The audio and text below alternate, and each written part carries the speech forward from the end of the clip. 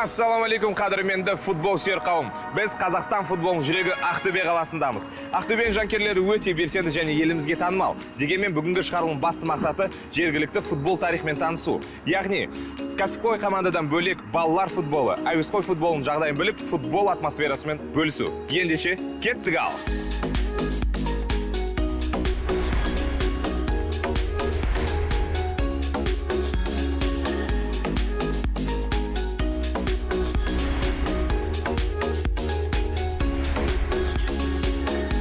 Достар, мінеки көптен күткен Қобыланды стадион, керемет атмосфера, әлі де матчқа 1 сағат уақыт бар. Міне, атмосфераны көріп жатсыздар, қаншама адам жүр, және енді әрине билет бәріне жетпейтінін біз білеміз, дегенмен өте мықты. Сөз Уалейкум ассалам. Газет па? Не істеймін бұл газетті, оқимын ба? Анаяқта трибун басқы. Соған төсеймін ба? Қалай нормально, сонда мен естіген бойынша перекуп бар дейді, сол билет табу қиын дейді, рас па сол? Жоқ, қиын емес. Үлгеріп қалсаң қиын емес ешқайсысы. Сіздер қашан алдыңыздар билетті? Шыққан күні алдық қой біз. 3 күн бұрын. Сонда күтіп отырасыздар ғой, Иә. Бүгін не есеп қандай болады? 3-0 Ақтөбе победа. Ақтөбенің әр матчына барып тұрасыздар ма? Иә. Тамаша. Кім лучший игрок, любимый игрок кім? Қасым ғой. Қасым ба? Тамаша. Бүгін Қасымнан не күтесіздер? Лашта жауап бересіздер енді сол. Өзі тек. Гол өткізбейді. Сосын қасында. Кім бар? Кики. Легионерлер қалай биыл негізі? Нормально ғой. Жақсы ойнап тұр бәрі. Жақсы онда, давайте сәттілік. Так, давай двигаем дальше. Двигаем дальше. Бірандай, ана кісі фанаттау ма бір? Қаншадан, брат? 5000 теңге шарф. Шарф 5000 теңге. Андай материал шарф бар ма? Қыбы? Белюрде. Сіздер матчқа баратсыздар? Да. Қандай атмосфера күтесіздер? Как всегда, обычный, Ақтөбе. Айтпаса да түсінікті ғой. Бір атмосфера. Негізі, Ақтөбенің әр ойына барып тұрасыздар ма? Иә. Домашний матчқа, былай қол болса батса, сыртта матчқа бәріне бара береміз. Сырттағы матчтар қалай, қиын емес па бару? Жоқ, біздер үшін олай. Үйреншікті нәрсе ғой. Кім қиындау жоқ. Осы бар ғой, біздің көрермендер немесе басқа региондарда тұратын адамдар. Соларға не дейміз, Ақтөбенің феномені неде? Неге жанкүйерлер, жергілікті тұрғындар неге футбол жақсы көреді? Ақтөбе ма? Иә. Білмеймін, бәрі қазір футболмен туып жатыр әйтеуір. Ауыздарына аша футбол, кішкентай болған бәріне деген қазір Пизелиді таниды, оның артында ойнаған бәрін таниды шыны керек. Ақтөбенің несі ғой, главный футбол ғой. Болеете? Да, за Ақтөбе болею. Сильно? Да. Что вы готовы сделать за Ақтөбе? Ради Ақтөбе? Кричать и болеть и прыгать. Мы будем болеть. Ну, я вообще сегодня в Астане приехала на игру. Реально? Да. То есть вы здесь живете? Нет, я в Астане живу. Приехала на игру. Ну вы как гость приехали, да, на один раз? Да, на один раз. Завтра улетаю обратно. А почему Ақтөбе? Ну как так получилось? Да. Мои коллеги ярые, они смогли мне прям передать эту любовь к этому футболу. То есть вы специально прибыли сюда, чтобы в том числе и посмотреть на атмосферу? Да, на один день. Сегодня прилетела, завтра обратно. Вау, вот такая любовь. Ну, вас сильно заразили, мне кажется, этой любовью. Думаю, сегодня будет первый раз. Надеюсь, не разочаруюсь. Нәулем білесің ба негізі? Қай өл? Осы болып атқан. Или жай біліп атсың ба? Енді біліп атырмын ғой. Бірақ көбін білем. Ақтөбенің гимнін білесің ба? Осы аренаға келген кезде Ақтөбенің өлең айтасыңдар ғой? Иә. Сол айтшы ка. Осы жақында шыққан ба? Иә, любойын. Да, может, достарың көмектесетін шығар, бірге айтасыңдар ма? Білесіңдер ма? Білесіңдер ма Ақтөбенің қандай өлеңін білесіңдер? Мен алдында көріп жүргем ютубтан, бірақ қазір ұмытып тұрмын. Міне, соны айтыңдарсайшы давай. Ай, Ақтөбем, мен де сенің жақсы әнің болайын. Ақтөбем, мен де сенің жақсы әнің болайын. Тамаша, сен қандай арманың бар? Сен осы әнші болуға арманың жоқ па? Жоқ. Даусың күшті екен. Білем, бірақ футболист болуға арман. Футболмен айналысасың ба? Жоқ, бірақ аулада ойнаймын футбол. Негізі айналысуға желание бар ма? Бар. Қай районда тұрасың? Москва. Москва. Сол жақта не футбольный мектептер бар ма? Жоқ. Жоқ па? Жоқ. Енді не істейміз онда? Қайда барамыз? Қайда барып жатқанбыз? Фк Ақтөбенің клубына. Ақтөбеге ме? Давай. Чё, сүйікті ойыншым кім Ақтөбеде? Ақтөбеде Жан. Кім? Жан. Жайрожан. Бүгін не істейді ол? Гол салып пас бере ма, не істейді? Гол салады деп ойлаймын. Есеп? Есеп 2-0 қойымша. Мінекей достар, көріп жатсыздар, ана жақта адамдар жиналып қалған. Әлде біраз уақыт бар. Білмеймін, айта алмаймын, қандай атмосфера болатыны. Өйткені өзім Қобыланды стадионда бірде-бір болмаған. Бүгінгі атмосфера өзіме де қызық болып тұр. Жергілікті жангерлер, міне тұрғындар футболға бәрі футбол десе, енді ішкен асын жерге қояды десек қателеспейміз. Кішкентай баладан бастап міне қарттарда жүр. Керемет бір атмосфера сыйлауда бізге.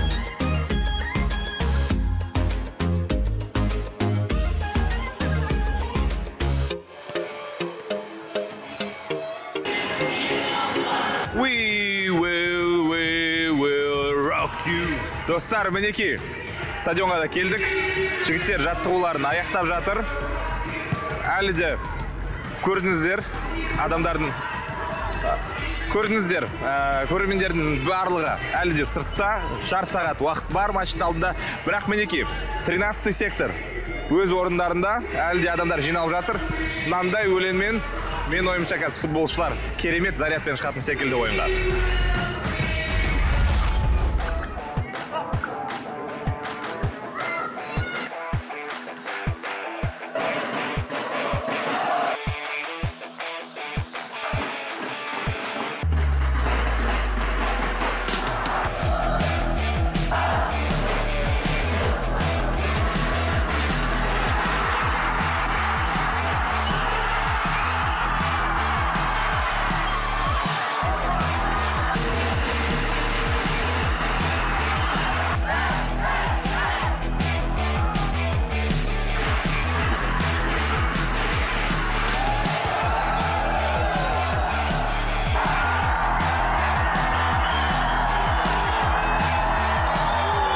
Достар, қолдауды көріп жатсыздар.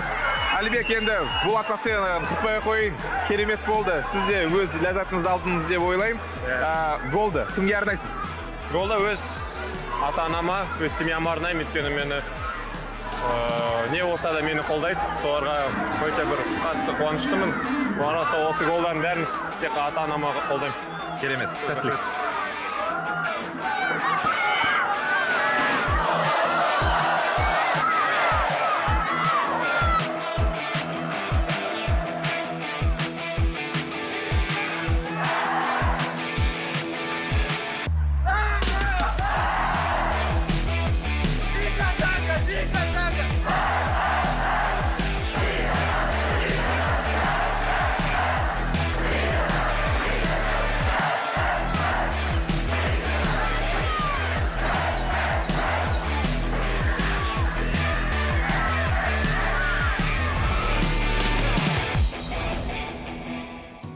Достар, мінекей енді балалар футболына да келіп қалдық.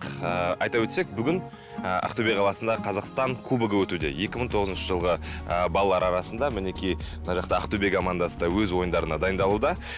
Не дейміз енді? Балалардың өзінен сұрап, жағдайлар қалай екенін білейік. Жігіттер, ассалаумалейкум, қалайсыңдар? Да. Ойынға дайындалатсыңдар ма? Что, есть желание побеседовать у кого-нибудь? Да, сен? Давайте. Да? Есім? Алмаз. Нешінші жылысың? 2009 ба? 2009. Турнирге дайындаласыңдар? Иә. Қалай болатыр негізі? Бәрі күшті. Осы қазір Ақжайықпен Ордабасы ойнап жатыр. Ойында қарап жатыр. Келесі ойынға, осы ойынға дайындалып, қарсыластарымызды қарап, ойынға дайындалып отыр. Қанша жыл болды футболмен айналысып жүргені? Мен негізі 4 жасымнан бастадым. Дворда ойнадым. Сосын Адишор деген командасына бардым. 9 жасымда. Сосын 11 жасымда осы ФК Ақтөбеге келдім.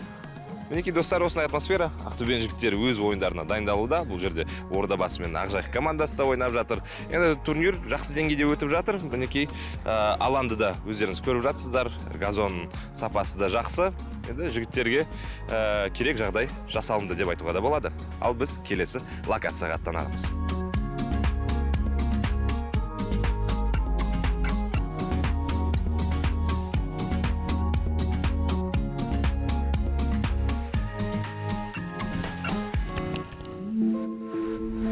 Юрий Анатольевич, расскажите, пожалуйста, где мы и почему мы здесь?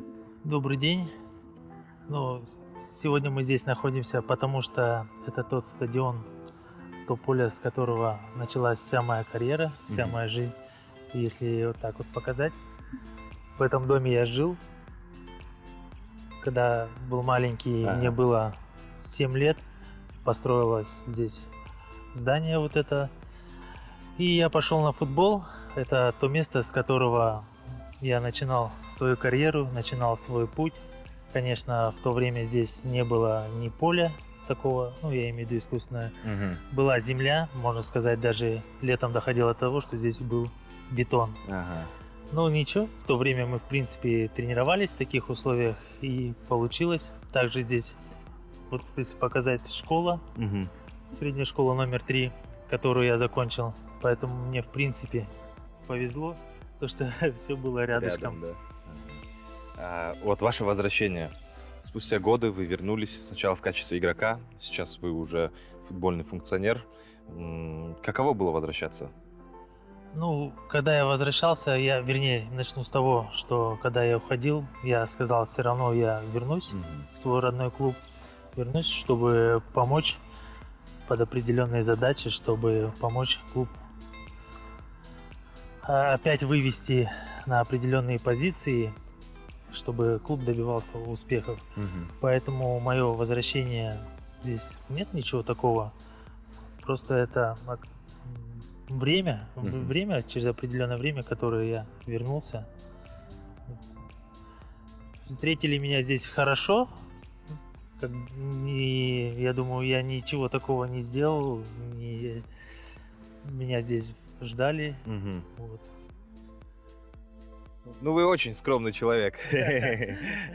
Давайте так, расскажите, пожалуйста, главное отличие футбольного функционера, ну, то есть Юрий Логвиненко. Он был футболистом, он увидел многое за свою карьеру, ну и сейчас начинается ваша новая карьера. В чем вот разница взглядов?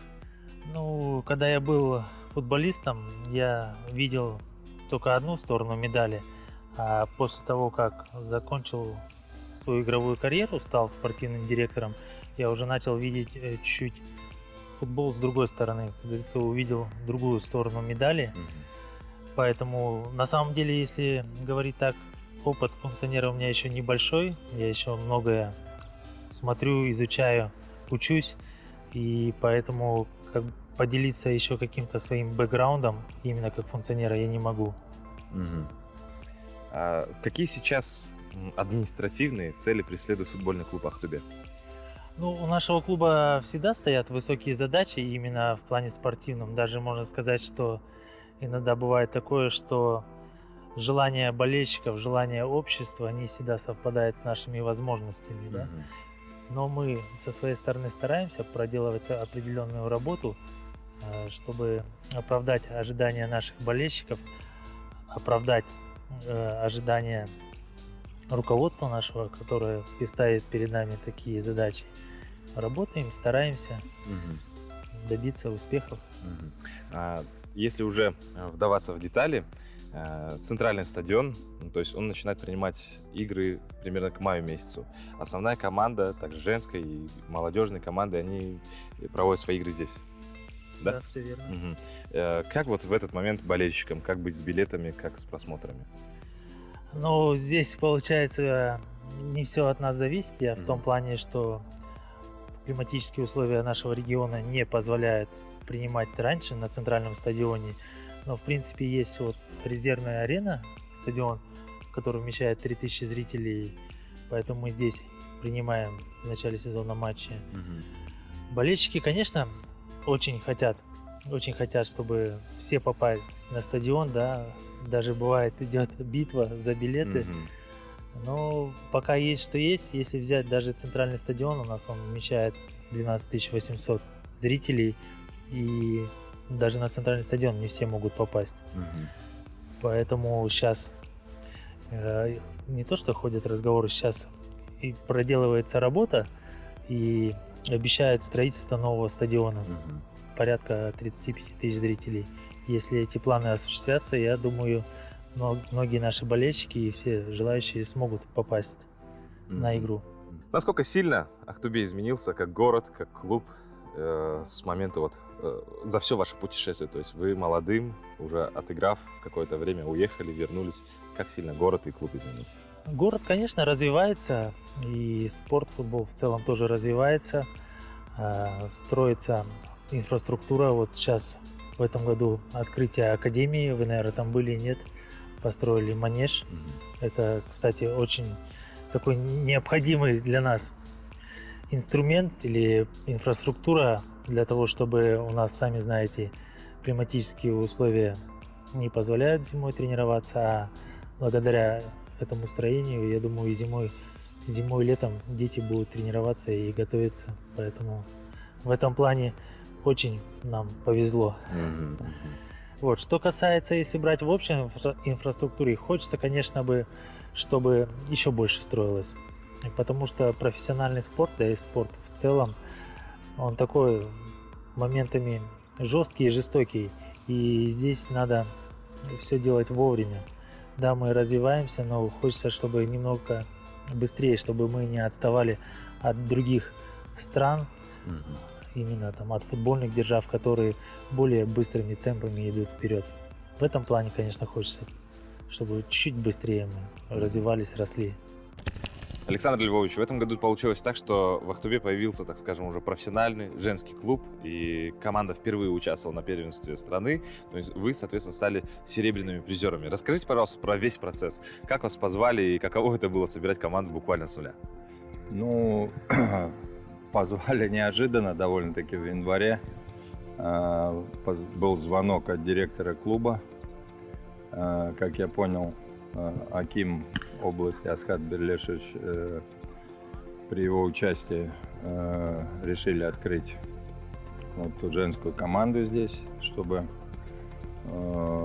заранее, так сказать, подготовиться к переходному периоду, вот этот, который начнется сейчас, когда каждому клубу придется открывать.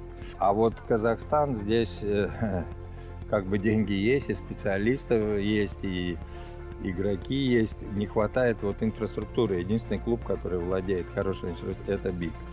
Да? То есть у них своя база, там Тасай и Автонур, где они могут жить, тренироваться, питаться. Все. Здесь мы, вот во всех других городах, Кайрат, понятно, у них своя база тоже есть, но они вот только открываются, там женские.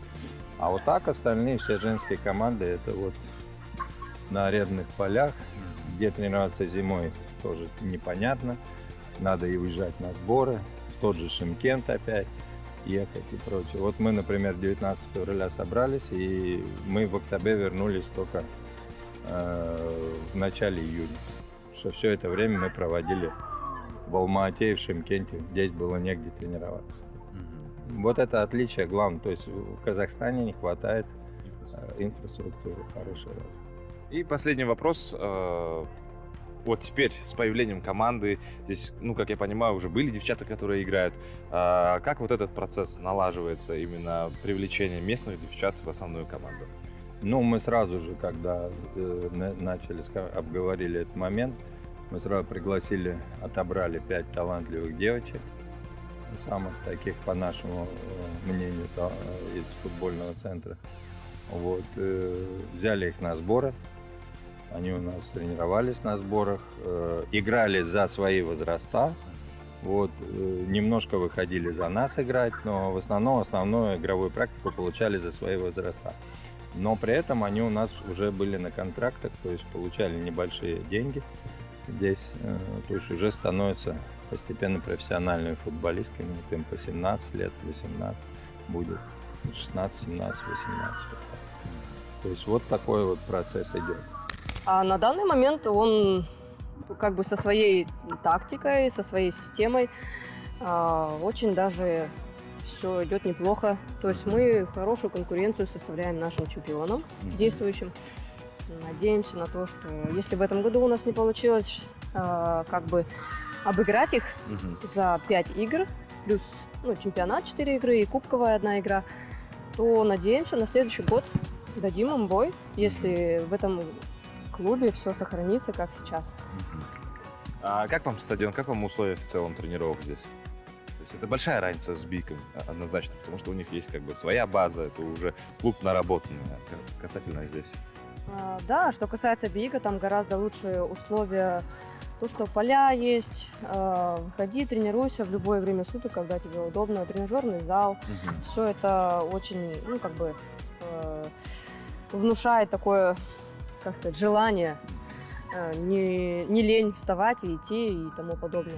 Так иногда мы ездим на другой стадион, там натуральное поле, но это очень мало. Хотелось бы, конечно, больше, чтобы потом, когда мы ездим, например, на юг против Шымкента играть, там тем более и Тамирис Туран, и Ордабасе, и Биик, и, как бы они тренируются и играют на настоящем поле, а мы на искусственном, и как бы немного тяжеловато.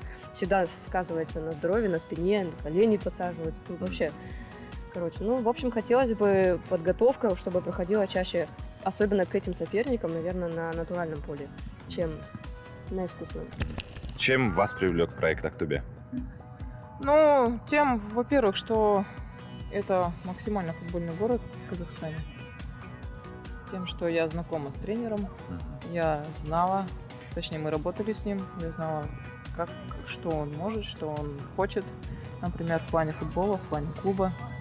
И, как говорили, как обещали, что тут хотят женский футбол поднять в этом городе. Касательно атмосферы города, атмосферы стадиона, как вам вообще актюбинские болельщики? Наши болельщики – это наша сила. Играя в других клубах, Алина не даст соврать, за столько лет, я, например, играла и за Окжупес, и за Кайрат, и за Биик, то есть до этого не было такого, чтобы такая поддержка была, столько детей, они просто как муравьи возле тебя, они там, им дайте автограф, подарите щитки, их очень много, и они даже на улице нас узнают, здороваются, просят всегда там сфотографироваться с ними, хотя, до этого у нас не было, скорее всего, такой популярности, наверное. Здесь это очень впечатляет. То есть, и когда мы ходим на игры наших мужчин, 13-й сектор, конечно, творит чудеса. Очень атмосферно, очень эффектно это все, то, что там происходит. Хотелось бы, конечно, чтобы и у нас был такого же размера 13-й сектор.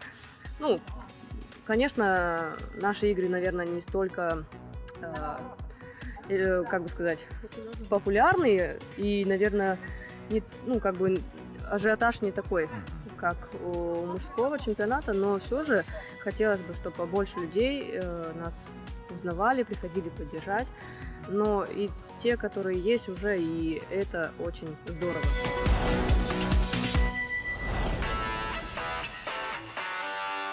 Асхат Сагиджанович, расскажите, пожалуйста, про стадион, про поле вот это новое. Дюша у нас функционирует уже еще с советских времен. Поле этого детской спортивной школы было вначале переселено в 2007 году. Здесь играл в свое время ФК Актобе свои домашние матчи весной. И в 2023 году по программе «Алан» Казахстанской Федерации футбола нам поле переселило полностью, включая основание. За что мы очень сильно благодарны. Сейчас здесь занимаются ребята футбольного центра, женская команда, дети, девчата женская команда занимается. И в вечерние выходные дни мы проводим любительские турниры. Расскажите, пожалуйста, про саму работу федерации, то есть насколько большой объем работы. Вот вы сказали, что на этом стадионе тренируются несколько групп, в том числе и ФЦ тренируется, и женская команда. Как федерация старается развивать именно детский региональный футбол? Главная задача Актюбинской Федерации футбола, которая является подразделением Казахстанской Федерации футбола, одним из ее учредителей, точнее, является развитие массового футбола, в первую очередь, любительского футбола. Потому что у нас, знаете, профессиональный футбол ФК Актобе, футбольный клуб Актобе. Детско-юношеский футбол – это футбольный центр футбольного клуба Актобе, а также дюша. У нас несколько дюша есть по городу и в регионах тоже филиалы. Вот, они там занимаются. Мы же занимаемся развитием массового и любительского футбола. То есть проводим на регулярной основе турниры в разных форматах, начиная от футзального формата, заканчивая 11 на 11. Какие проблемы испытывает местная федерация футбола? У нас проблемы не наши частные, они общие для всей республики. Это нехватка инфраструктуры, нехватка хороших полей, нехватка специалистов, нехватка судей. Ну, если вот последние две вещи можно как-то исправить, но инфраструктура, я считаю, должно активно вмешиваться крупный бизнес и государство. Без их поддержки это невозможно.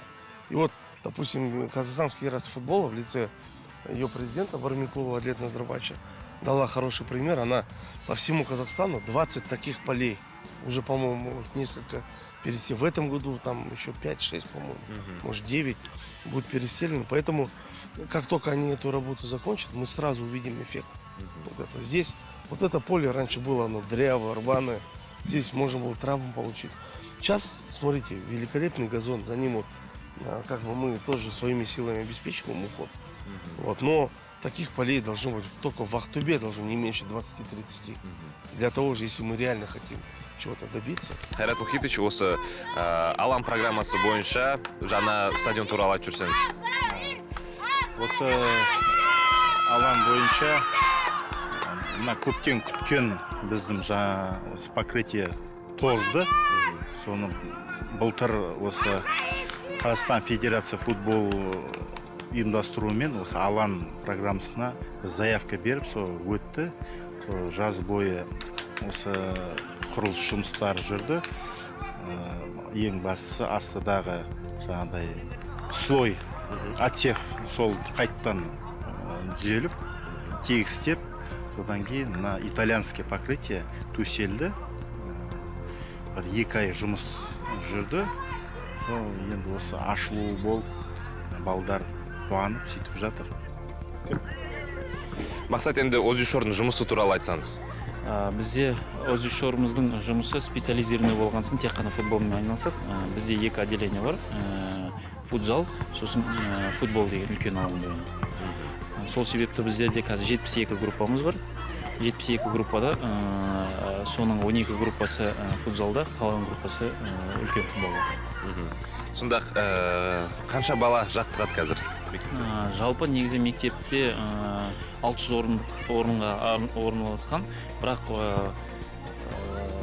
872 баламыз бар қатысып жатқан футболға. Естуім бойынша енді Ақтөбе қаласында өзінің спорттық манежі салынуда, жаңа академия салынуда. Енді сол жағдайға қарай сіздердің енді балаларыңыздың жартысы сол жаққа кете ме, әлде қалай болады? Негізі Ақтөбе академиясы ашылған біздер негізі қуаныштымыз. Ол бізге шынымен де жаңа айтсақ алаң болады. Ол сосын жабық алаң болады. Ол біздің қысымыз белгілі, барлығына да қысымыз ерте келіп кеш кетеді. Сол себепті қыста сол жерде жаттығуға болады. Екіншіден бізге жаңағы айтып конкурентно способный балдар керек. Сол үшін екінші дюша ашылғаны бізге жақсы болады.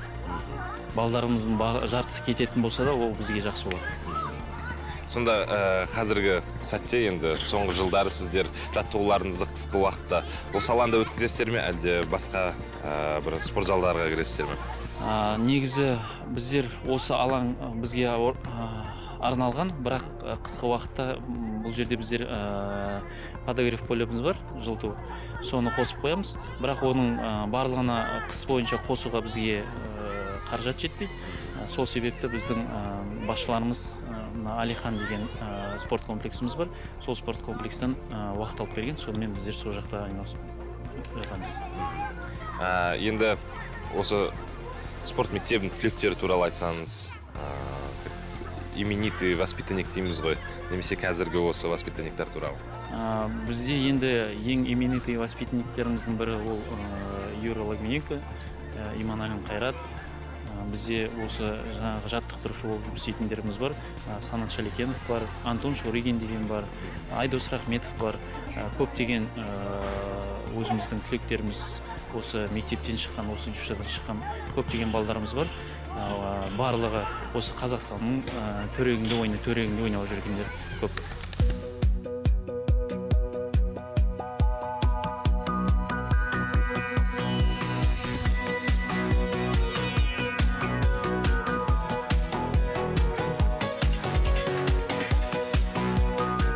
Сержан Ага, расскажите, пожалуйста, про поле.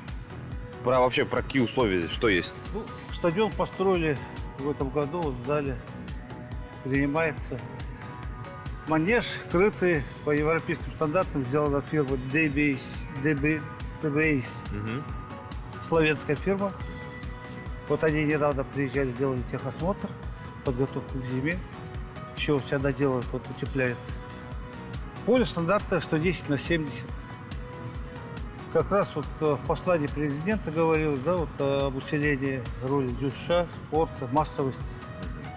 Аким области нас тоже предупредил и сказал, что этот стадион нужно делать для набора детей от 6 до 18 лет. Будет у нас набор. Уже ведется. Уже ведется, с сегодняшнего дня идет запись детей от 6 до 18 лет. То есть это эксклюзив, друзья, да? Здесь уже никто еще не был. Әлі ешкім көрген де жоқ. Жоқ, сіз. Вы первые. Я, достар, мінекей осындай бір эксклюзив түсіріп жатқан жағдайымыз бар. Я правильно понимаю, говорили уже с начальством, здесь будет уже отдельная СДЮСШОР, то есть... Да, здесь уже приказом, постановлением Акима области организована КГУ, областная детская юношеская спортивная школа, Академия футбола. Ага, раньше здесь что было на этой территории?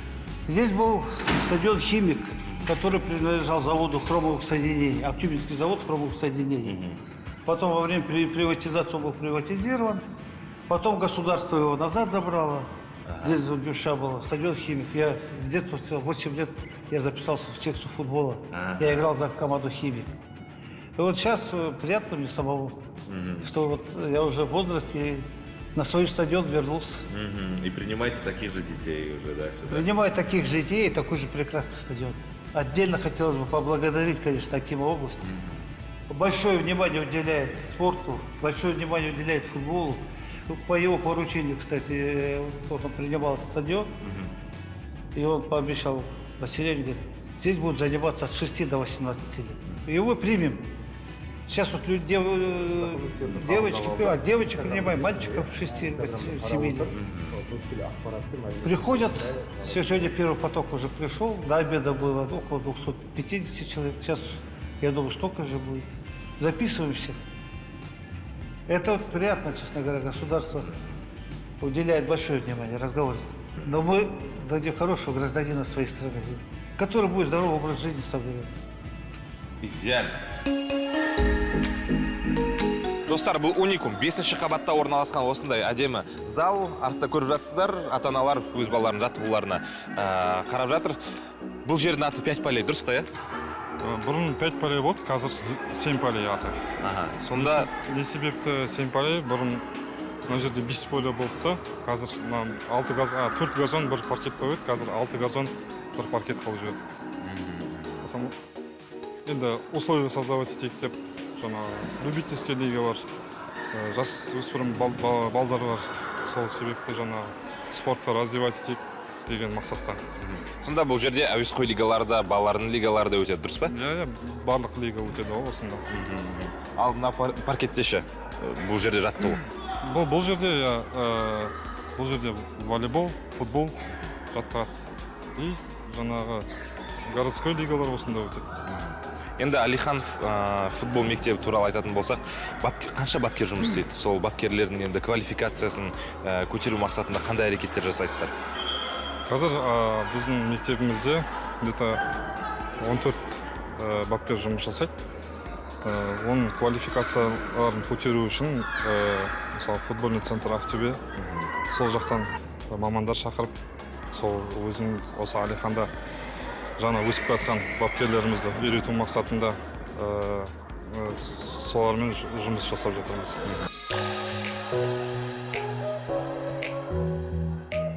Азамат, енді сіздер 2014 жылы құрылдыңыздар, яғни спорт кешені ретінде. Ал Алихан спорт мектебі қашан ашылып еді? Алихан спорт мектебі 2018 жылы ашылды. Сол 2018-ден бастап жұмыс істеп жатырық. Енді ашылған кезде бір 50 бала болды, басында ашылған кезде. Қазір Аллаға шүкір, әйтеуір 600 баладай бар. Оның ішінде где-то 400 балдары болса, жасөспірімдер болса, где-то 100 баласы қыз балалар айналысады, қатысады біздерде. Біздерде енді целый комплекс болғасын, енді бүкіл формат келеді. Енді тек единственный бір үлкен поле жетіспей тұр, полноценный академия болуға. Енді ол да бұйырса келесі жылы салынады, үлкен полеміз. Енді осы бізде полноценный академия есебінде жүрік. Бізде каждый возраст бөлек-бөлек дайындалады. Мысалға айтқанда 2010 отдельно бір құрама, 2011 отдельно бір құрама, 12 тоже. Как футбольный центрлерде душаларда сияқты. Енді турнирлерге келетін болсақ, сіздер осы Ақтөбе қаласы, Ақтөбе облысының жекеменшік мектептер, футбол мектебінің арасында қатысасыздар. Сонымен қатар ЖКФЛ деген лига да бар. Сол жерлерде енді нәтижелеріңіз қалай жүріп жатыр? Негізі лига туралы айтып кетсеңіз, қандай мәселелер туындайды? Частный турнирлер айтатын болсақ, енді бізде Ақтөбеде детский турнирлер, в основном частный турнир болады, и бір жылына бір-ақ рет сол ЖКФЛ болады да, федерацияны ұйымдастырып жатқан. Частный турнирлардың арасында енді үштіктеміз ғой постоянно. Каждый возрастымыз қатысқан әйтеуір бір 2-3 возраст үштікке ілінеді. Артем, вижу, кубков у вас много. Есть ли, так скажем, отдельный, за который вот вы держитесь, скажете, вот это особенный кубок? Я бы не сказал этого. Все кубки для наших детей особенные. Это их труд, старание. Так что нет таких кубков. Нету, да? А сколько в целом детей занимается в вашей школе? Если брать на 2 школы, на 2 базы, у нас около 500 детей где-то вот так занимается у нас. А сколько возрастных категорий? Мы берем с 5 лет до 17 лет. Получается, вот с 4 до 17 лет дети занимаются.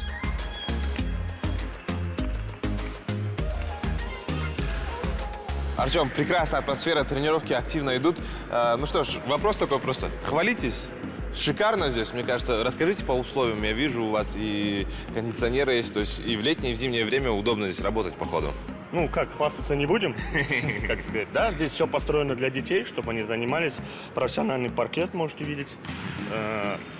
Вытяжки, кондиционеры, все есть, обогрев, чтобы детям было комфортно зимой, осенью, и летом, и весной. Давайте так.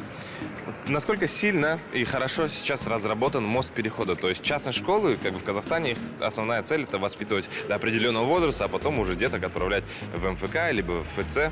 Вот как у вас ситуация в Ақтөбе работает? В этом плане нет проблем. Если ребенок хочет, если тренер заинтересовал, то, конечно, мы отдаем, и они играют уже. Но это каждая мечта ребенка, и носить эмблему клуба, за которую он там с детства, с маленьких лет болеет. Я думаю, с этим нет проблем.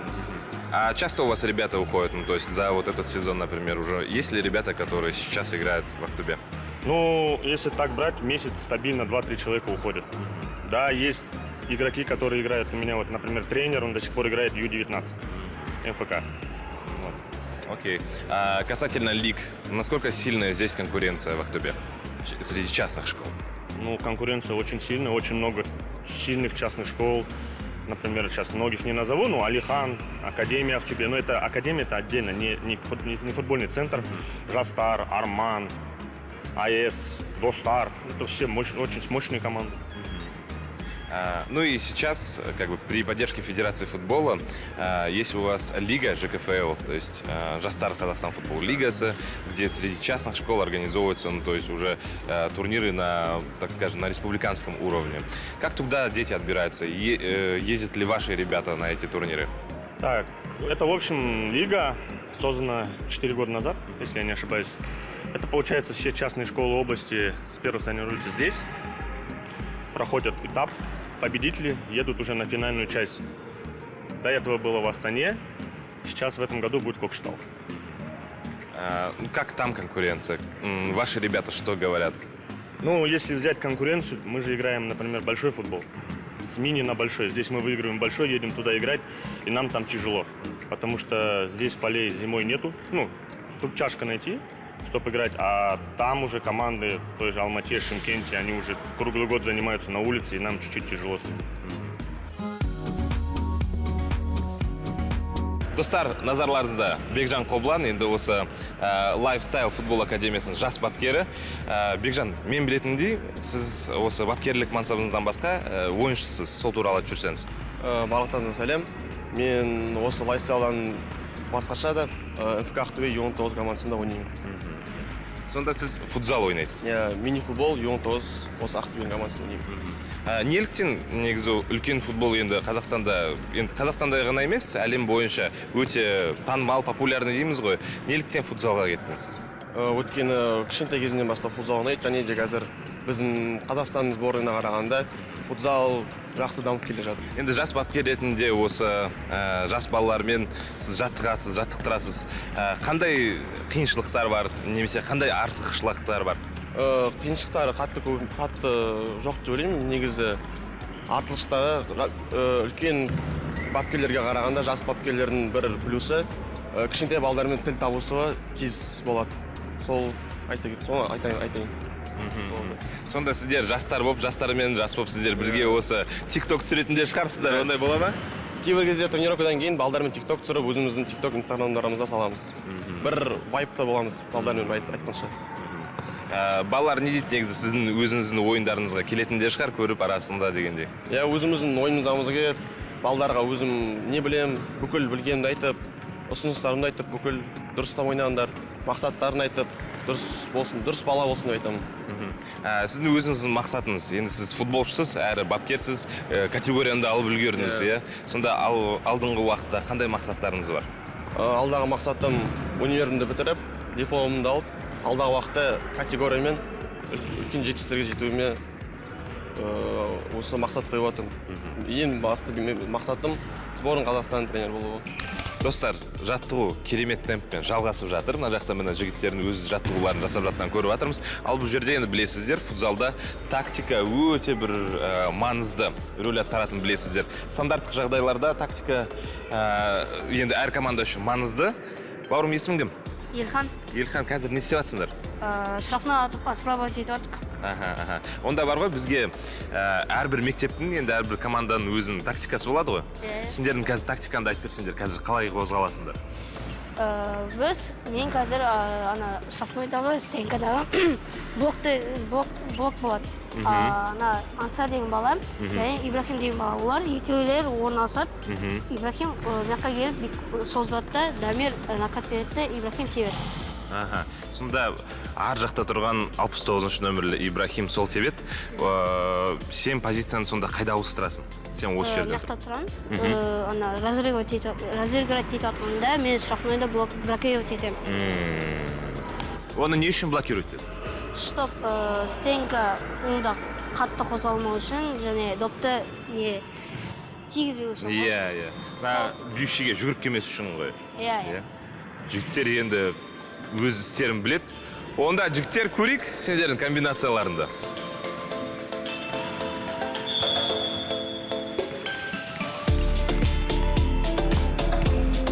Тамаша! Сен бауырым артында 13 нөмір тұр. Мессисің бе? Сүйікті ойыншы кім? Месси ме? Футзалда? Ондай жоқ па? Ондай жоқ. Қанша уақыт болды айналысып жүрген? Есімің кім? Есімім Дамир. 3 ай болды. Нешедесің, Дамир? 12-демін. Бұл мектепті не үшін таңдадыңдар? Қалай келіп жүрсіңдер осы Lifestyle мектебіне? Маған Lifestyle негізі достарым айтты. Осы жақта жақсы тренерлер бар деп. Жақын етеді. Сол ұнап қалып, бірінші келерін ұнап қалып, сосын барып қатысам дедім. Мақсатың қандай? Мақсатым үздік футзалшы болу. Сен футзалшы болғың келе ме, әлі футболшы болғың келе ме? Футболшы. Сонда қалай көресің? Мысалы, сен қазір Lifestyle'да жүрсің, енді болашақта мүмкін басқа клубтарға ойнағанда келетін шығар. Ақтөбе болсын, немесе басқа бір европалық клубтар болсын. Жүрмейм. Бірақ Lifestyle ұнайды қатты. Өз жолыңды осы Lifestyle'дан бастап, ары қарай енді Құдайдың қалауымен не болатынын көреміз дейсің ғой. Красавчик, давай сәт. Шыңғыс Абекович, қазір Ақтөбе облыстық әкімшілік балалар футбол және инклюзивті футбол дамыту жолында қандай әрекет жасауда? Саламатсыздар ма? Қазіргі таңда осы Ақтөбе облысында футболдың қатты қарқын дамып жатыр деп айтуға болады. Қазіргі таңда футбол академиясы ашылып жатыр. Бүгіннен бастап балалардың топтарын құрылуы басталды. Набор деп айтуға болады. Балалар 6 жастан бастап 18 жасқа дейін, 1000 балаға дейін қамти алады біздің академия. Инклюзивті футбол бойынша біздің облысымызда сурда футбол дамып келе жатыр. Осыған 5 жылға жуық уақыт болды. Командамыз Қазақстан Республикамыздың біріншілігінде өнер көрсетеді.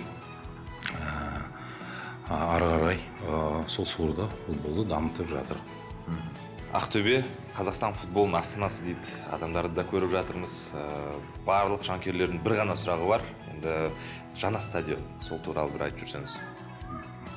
Әрине, осы Ақтөбе осы Қазақстанымызда футболдың отаны деп айтсақ артық болмайтын шығар. Енді қазіргі таңда осы стадион мәселесі бәрін халықтың бәрін сұранысы бойынша қазіргі таңда біздің стадионымыз 13 мыңдық. Басында проект жасалып жатқан кезде 30 мыңдық.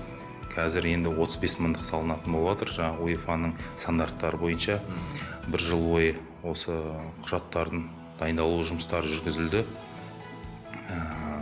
Енді бұл проект ГЧП бойынша салынатын болады. Бізде енді Қазақстанда иностранный подрядчиктер салынады деп жоспарлап жатыр. Себебі деген стадион салуымен тәжірибесі бар адамдар табу қиындау. Негізі жоспар бойынша стадион 1 жыл 8 ай көлемінде салыну керек. Енді жоспар бойынша келесі жыл салыну басталады деп жоспарлап жатыр. Яғни 2026 жылдың соңына дейін Алла қаласа Ақтөбе командасы жаңа стадионда ойнайды деген ақпарат. Негізі жоспар сондай. Жақсы, рахмет, істеріңізге сәт. Мінекей достар, Қобыланды стадионына да келдік. Ассалаумалейкум. Қалыңыз қалай ма екен? Бақытты бол, аманшылық жақсы бәрі. Енді раздевалка дейді, шешінетін бөлме. Бұл жерде гостевой команда ғой, е? Да, гостевая команда. Получается, друзья, гостевая команда, это вот вид, который открывается перед ними. Они вот так заходят, ну и, соответственно, мінекей шешінетін бөлме. Все в красных цветах, а? Да, красно-белая, как бы форма одежды и наших ребят. А над нами трибуны нету? Над нами? Нет, это офисное здание, трибуна именно на центральном. Просто я к чему спрашиваю, например, многие английские клубы, у них есть вот такая фишка. Гостевую раздевалку ставят под трибуной. Почему? Чтобы на них вообще давят. Потому что болельщики, они же кричат, и они уже, например, на Энфилде в Ливерпуле, они сразу уже приходят и чувствуют вот эту давку от болельщиков, потому что раздевалка под ними находится. Ну, у нас именно самые фанаты это 13-й сектор. Там более собирается 1000 с чем-то, 1200 человек. Вот они вот давление создают на стадионе. Мінекей достар, қонақ командасы осылай Қобыланды стадионына шығады. Қателеспесем, осы шыққан күйде они там встречаются? Да, встречаются две команды и идут к центру. Как состояние газона? К игре готово? К игре вот готовим стадион. Сейчас занимаемся кошением, потом укатка, трамбовка проходим. И занимаемся полностью разметкой. Сейчас трава, видите, высокая. А вот подойдем через газонокосилку, пройдем, там уже именно игровой газон. Вместимость стадиона, в принципе, нормальная, да? Мы знаем, сколько, около 15 тысяч вмещается, Нет, да? 12 700. Но 12 700. бывает около 13 тысяч. Конечно, вместимость маленькая для нашего стадиона, потому что у нас стадион над вместимостью 30-35 тысяч. У нас весь город как бы футбольный, да? Вот я вижу, на жақта, енді трибунада кейбір орындар жоқ. Қателеспесем, бұл жерде 13-й сектор, да? Да, 13-й сектор, более 1200 собирается. Ребят, молодежь, любители футбола, фанаты. И полностью зрителей. И так скажем, допрыгались, да, походу, некоторые стульчики уже поломаны. Да. Ну, они, наверное, каждый уже свое место знает, постоянно они сюда приходят, свои места выбирают, да? Да, каждое место свое знает, форма у них одежды совсем другая тоже, белая или красно-белая, поэтому они всем занимаются полностью. Функции – подготовить стадион к матчу, отвечаем за безопасность, за поле, за техническое состояние стадиона и полностью готовим стадион к матчу. А по поводу прожекторов, как у вас со светом проблем нету? Со светом пока проблем нет. У нас 160 прожекторов. Проверяем, фиксируем, меняем автоматы, вдруг что. Лампы меняем. У нас, правда, это освещение 2005 года. Состояние, конечно. Ну, готовим, поддерживаем состояние электричества, горячей воды, холодной воды. Полностью коммуникацию поддерживаем. И готовим стадион всегда боевую готовность. А как часто вот, ремонтные работы проводятся? Последний раз, может? Ну, ремонтные работы тоже проводим по полю. После каждой игры восстанавливаем поле, восстанавливаем скамейки, сиденья. Бывает даже и фундаментные основы, где-то штукатурим, где-то красим. Вот этим занимаемся функциями. Заявки подаем в областной спорт и совместно с ними решаем. То есть, как бы, ваше финансирование зависит от них, вы заявку через них, и они уже реализовывают. Да, все верно. Так и делаем. А как вы думаете, какие проблемы есть вот в обслуживании стадиона? То есть, чего не хватает, может быть, или как бы процесс наладить? Ну, пока насчет этого не жалуюсь. Пока, по-моему, все нормально. Вот только состояние зрителей, конечно, это вместимость маленькая. Надо хороший стадион строить. Правда, запланировано на 35, на 30 тысяч мест. Вот вся проблема болельщиков. А у нас-то проблем таких нет. А что делаете с людьми, которые, поле симая кезде уже енді көп адам келеді, кто-то хочет посмотреть, но не может вместиться. Может быть, есть отдельные места, где можно им там присесть без билетов, дегенде бар ма ондайлар? Ондайлар булат, конечно, но в основном дети. Мы стараемся, конечно, даже на 7-й пустить детей без билета, лишь бы вот они смотрели, когда нет гостей. 7-й сектор у нас гостевой. Мы всегда стараемся детей туда пустить. И обычно перед матчем ставим перед Арбатом у нас, Арбат вот перед стадионом, LED-экран ставим, и человек 1000-1500 смотрят через LED-экран на улице. А организовывать безопасность для футболистов, особенно гостевых, сложно вообще? Я знаю, потому что фанаты здесь, они вот такие горячие. Да, обязательно создаем безопасность с нашими сотрудниками полиции, совместно работаем и создаем безопасность. А бывали интересные случаи, андай бір ЧП сияқты болып қалады, может быть, до футболиста кто-то подошел, может, что-то такое, было ли? Ну, такие случаи, конечно, бывают, но полностью мы делаем отцепление. В основном прыгают дети через барьер. Бывает, конечно. Подбегают, фотографируются. Но такого нет, чтобы они хватали, дрались. В основном фотографируются все. А что потом делаете с теми, кто вот выбегает на поле, он сфотографировался? Обязательно штрафуют родителей, да. Потому что полностью во время матча, тем более, нельзя выходить на поле. Вот такие случаи. А как давно вообще занимаетесь вы стадионами, газонами? Я с 2007 года, уже более 17 лет. И как сами видите, поле в хорошем состоянии. А как добиться такого качества? Что вы делаете, например, в южных регионах? Там как бы трава сама по себе растет, особо ухода не надо, ее нужно косить. В вашем случае, что вы делаете с травой? Нет, даже и в южном надо ухаживать, потому что солнце есть. Эта трава, специальная газонная трава, даже не полей ее там 20-30 минут, она будет уже сразу гибнуть.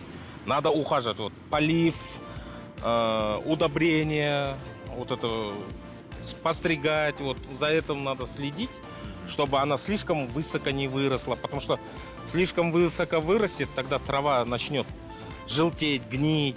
Вот это надо следить, вот, чтобы она равномерно росла. А какую нагрузку может выдерживать это поле? Ну, то есть я сейчас знаю, что здесь играет только основная команда Ахтубе. А вообще какую нагрузку такой газон может выдержать? Любую. Да? Да. Можно и 2, и 3 команды. Ну, просто желательно, чтобы, вот, допустим, хотя бы несколько дней были паузы. Да. Если подряд будет, ни одна поле не выдержит. Надо хотя бы, вот, если будет там разница 2-3 дня матчей, вот так, вот, несколько дней, чтобы отдыхало поле. Поле всегда нужно, после футбола нужно отдыхать. Потому что если не будет отдыхать, вот, допустим, каждый день там футбол, тренировки, то какое бы убьют все равно, она умрет. Даже за рубежом.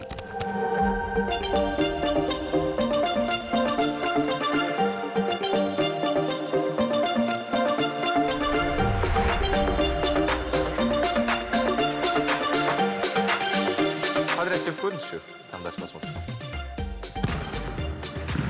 Ух ты! Мен ұтылған сияқтымын ғой уже, иә? Көрейік онда екіншісін сіз теберіңіз. Иә.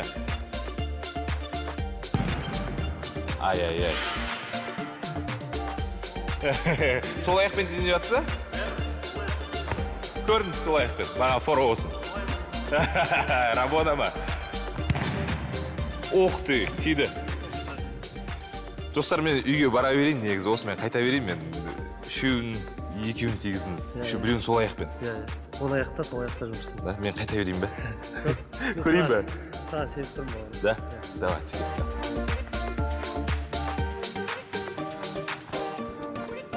Біріншісін көрейік, енді ары қарай көре жатармыз. Еще, может, и пинать не буду даже. Ай! Жарайды, кеттік по очереди.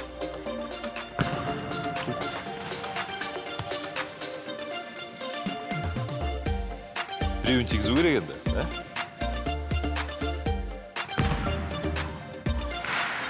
Айттым ғой, мен бара берейін деп. Сізге көп рахмет. Негізі сомнение болған жоқ.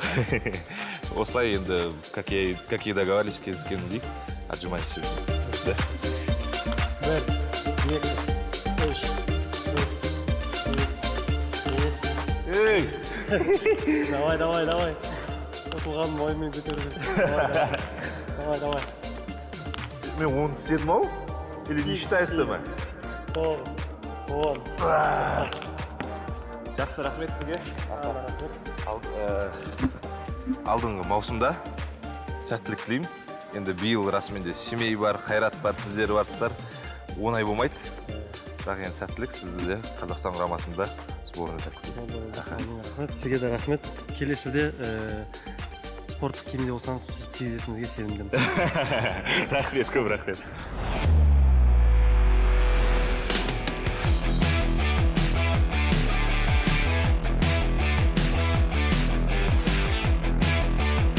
Достар, кезек әуесқой футбол лигасында. Бұл жерде Ақтөбе қаласының әуесқой футбол лигасы өтіп жатыр. Сонымен қатар бұл қалада қызмет кап лигасы да бар. Енді алдыңғы шығарылымдарда біз футболды өзіміз ойнасақ, мысалы Семейде футбол теуіп, доп теуіп балалармен жүрген кезде бұл жерде енді әуесқой футбол лигасын өз көзімізбен тамашалайтын боламыз.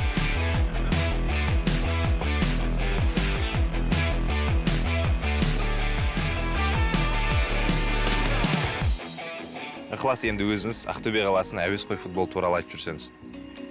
Ақтөбе әуесқой футболы енді өздеріңізге мәлім. Ақтөбе Қазақстан футболының астанасы десек те болады. Ақтөбеде әуесқойлар футболды жоғары деңгейде жақсы көреді, барлығы сүйеді десек те болады. Сондықтан мен өзім Ақтөбе қызмет кап турнирінің организаторы болам. Бізде мемлекеттік қызметшілердің арасында өзіміздің чемпионатымыз бар. Ақтөбе қызмет кап деген. Сол мемлекеттік сектордың, мысалы, мемлекеттік секторден әр саланың қызметкерлері ойнайды. Яғни врачтар, пожарниктер. Мысалы, врачтарымыз бар, ұстаздарымыз бар, құтқарушыларымыз бар. Содан құралған оңнамандай өзіміздің чемпионатымыз бар. Ол сол қызмет Ақтөбе қызмет капты қай жылы ашып едіңіздер, қай жылы бірінші рет көріп едіңіздер? Ең бірінші Ақтөбе қызмет кап идеясы өзіміз қалай айтады, осы қызметшілер болып футбол жаттығуында ойнап жүргенде осы бір идея туды, неге осы жарыс жасамасқа деген сияқты. Сол Астанадағы қызмет кап негізінде жасалған турнир десек те болады. Астанада қызмет кап бізге көп көмектеседі. Оның жетекшісі Әділет Мырзаға көп рахмет айтамыз. Сонымен қатар енді Ақтөбе қызмет каптың жеңімпаздары Астанаға барады. Биыл турнирде қатыстыңыздар, қалай болды негізі? Ең бастысы осы айтып өткенімдей 10 команда қатысады ғой чемпионатқа. Соның ең бір мотивация десек те болады. Бірінші, екінші орын алған командалар республикалық турнирге жолдама алады. Бізде всегда мысалға айта өтсем, осы жылы залдан Қазақстан чемпионаты осы Ақтөбе қаламызда өткізгенбіз. Өзіміз инициатива алып, ұсыныс тастап Астана қаласына бізде өтсе қалай болады осы Қазақстан чемпионаты деп. Сол Қазақстан чемпионатында бізде өте керемет нәтиже көрсеттік. Біздің Ақтөбе қызмет каптың чемпионы Қазақстан чемпионы атанды. Авиценна командасы. Медиктерден құралған команда. Ал енді қызмет каптан басқа осы әуесқой лигасында қазір ойындар жүріп жатыр. Ол жақтың деңгейі қанша команда ойнап жатыр дегендей? Осы қызмет капты Ақтөбе қаласында көп футбол сүйер қауым көріп, ұсыныс тастады маған. Осы сен осы әуесқойлардың арасында ұйымдастыршы деген. Мен ұсынысты қалай айтқанда қабылдап, пилотный проект ретінде осы сәуір айында Батыс кап деген турнир ұйымдастырғанбыз. Көп командалардың көңілінен шықты деп ойлаймын. Көбісі хабарласып, инстаграмға жазып, ватсапқа жазып, звондап ұсыныстар тастады. Сен осы турнирді тастама, жалғастыр деген сияқты. Осы турнирді жалғастырудамыз. Ең басты біздің мақсат осы салауатты өмірді насихаттау, бұқаралық спортты дамыту. Темірлан, енді өзіңіз Авиценна командасының сапында сіздер чемпион болдыңыздар, енді әуесқой футболда дамып келе жатқандай. Сол турнир туралы, команда туралы айтсаңыз. Біріншіден барлықтарға ассалаумағалейкум. Бірінші танысып көрісіп отырғанымыз қуаныштымыз. Ақтөбе өңіріне қош келдіңіздер. Ақтөбе өңірі барлығымыз білетіндей халықтың аузында жүрген футбол столицасы дейді ғой, отан. Сондықтан осы уақытқа дейін біздер енді біріншіден өзім дәрігерім, хирург дәрігерім. Істейтін мамандығым халықтарға ота жасаймыз, көптеген көмектер көрсетеміз. Енді кеше біраз ковидтан кейін перезагрузкада болды. Негізі Авиценна командасы 2018 жылы құрылды. Құрылу себебі біздер енді Қазақстан дәрігерлер арасында чемпионат Қазақстан болады. Соған бірінші бастап құрғанбыз 2018-де профсоюзбен бекітіп, біздің здравоохранение денсаулық сақтау басқармасының қолдауымен осы команда құрылды. Сосын сол жылдары бірінші чемпионатымызда жолымыз болып екінші орын алды, чемпионат Қазақстана 16 облыстың орнына. Одан кейін международныйға бардық. Дәрігерлер арасында командамызда қазіргі таңда 30 шақты ойыншы бар, ойыншы да дәрігер ойыншылар. Соның ішінде 2-3-еуі орта буын қызметкері. Сосын одан кейін где-то 25 шақты дәрігер бар. Бізде өзіміздің негізгі базымыз Батыс Қазақстан мемлекеттік медицина университетінің негізінде базасында құрылған. Сол жақта Жастар арена деген спорт комплекс бар. Сол жақта жаттығуымыз жүргізіледі. Бапкеріміз бар, басшылығымыз бар, капитанымыз бар, барлығымыз тек осы жүкті бәрін бірге көтеріп жүрік. Құдайға шүкір, осы уақытқа дейін Қазақстанда да бойынша, СНГ бойынша өзімізді біраз танытып келе жатырық деп ойлаймын. Енді ол мақтағандықта емес, результат налицо дейді ғой. Никто ешкімді артынан әңгіме айтпайды. Надо по делу, іспен дәлелдеу керек та, іспен дәлелдеп келе жатырық. Енді қазіргі таңда міне 6 жыл болды команда құрылып, осы өсіп келе жатқанына шүкір дейміз. Көптеген жетістігіміз бар. Турцияда да болдық, Черногорияда да, Польшада да болдық, Прагада да болдық, неше түрлі жарыстарда. Черногорияда жазғы олимпиада болады, жалпы дәрігерлер арасында. Содан әлем чемпионы болдық. Черногорияда, Одан кейін Турцияда болды. Турцияда футзал болды. Футзалдан да әлем чемпионы болдық. СНГ бойынша болды. Европа чемпионы болдық Турцияда болған кезде.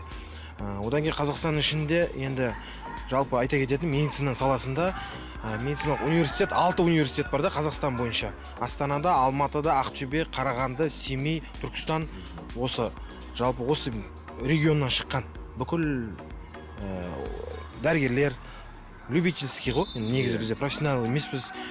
Содан құрылып 16 облыс шығады. Өйткені Ақтөбеден бітірді ма, Атырауға, Оралға жұмысқа кетеді. Сол жақтан соларды әрі қарай футбол команда құрып жалғастырып, салауатты өмір салтын насихаттаймыз да біз біріншіден.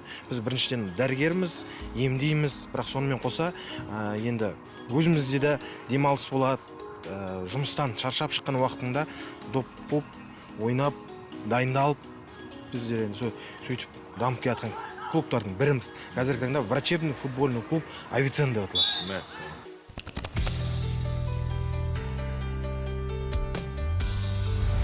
Как зарождался футбол здесь, в Ахтубе? Ну, футбол жил здесь.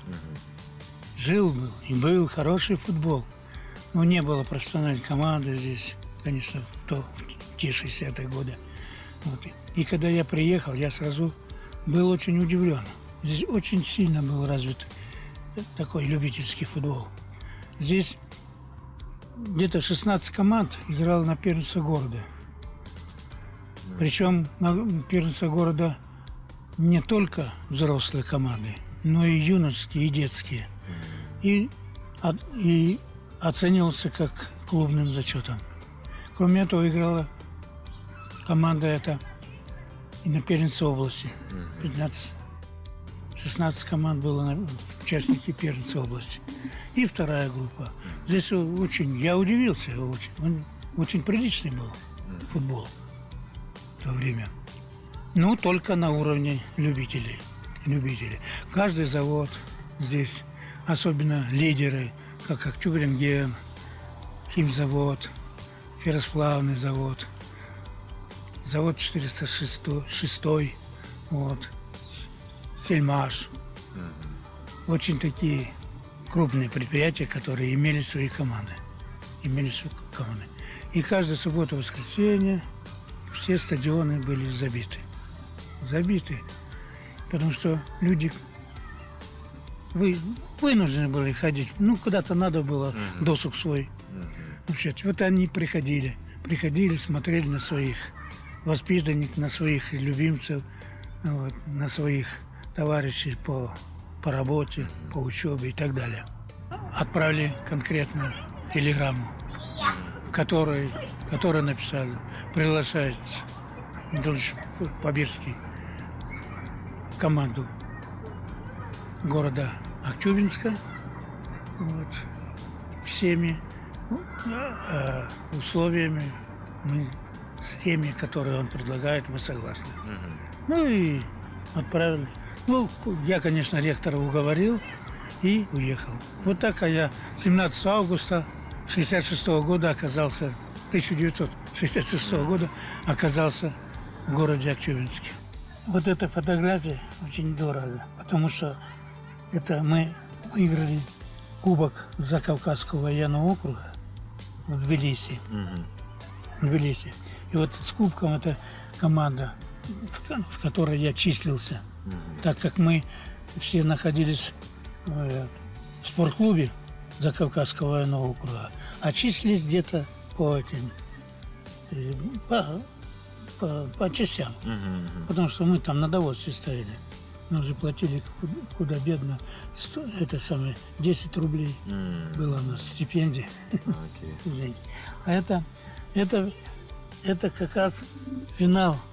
Играли финал чемпионата СССР среди вооруженных сил. Финал чемпионата СССР. Это в Севастополе. Это в Севастополе парад открытия.